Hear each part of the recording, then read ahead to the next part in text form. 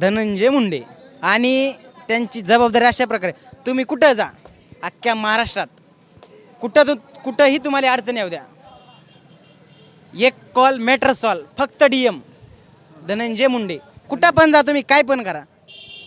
सत्य, अहिंसा, जर ह्या गोष्टी म्हणजे आपण जर आपण जर एक व्यवस्थित मार्गाने असतो तर धनंजय मुंडे हा आमच्यासाठी गोपीनाथ मुंडे नंतरचा देव आहे. मी एवढं सांगतो. तुमचं गाव कोणतं आहे? आमचं बीड. बीड. मित्रांनो, बीड म्हणलं की एक लातूर आणि बीडचं वेगळंच नातं आहे, एकदम जवळकीचं नातं आहे. आणि जो लातूरमध्ये सगळ्यात जो विद्यार्थी वर्ग जो आहे तो बीडहून यायला लागला आहे आणि याबद्दल खरंच बीडकरांचं नेहमी आपल्या लातूरमध्ये स्वागतच असणार आहे.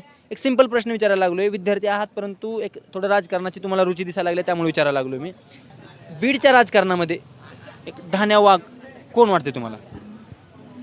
धनंजय पंडितराव मुंडे. ओके, धनंजय भाऊ बरोबर, त्यांना DM पण म्हणलं जाते बरोबर. हां. दुसरा प्रश्न असणार माझा सिंपल की गोपीनाथरावजी मुंडे साहेब आम्हाला लातूरकरांसाठी नेहमी आदरणीय आणि पूजनीय आहेत. काय खास कारण त्याचं असं आहे की आमच्यातले विलासरावजी देशमुख साहेब जे होते त्यांचा आणि गोपीनाथराव मुंडे साहेबांचं एक जवळकीचं नातं होतं, मैत्री संबंध होते. आणि लातूरकरांमध्ये एक मैत्री जर कुणाशी सारखी राहावं तर म्हटलं तर गोपीनाथराव मुंडे साहेब आणि आपलं विलासराव देशमुख साहेब म्हणलं जाते. गोपीनाथरावजी मुंडे साहेबाच्या नंतर त्यांची जबाबदारी चांगल्या पद्धतीनं कोण पार पाडते असं वाटतं तुला? धनंजय मुंडे.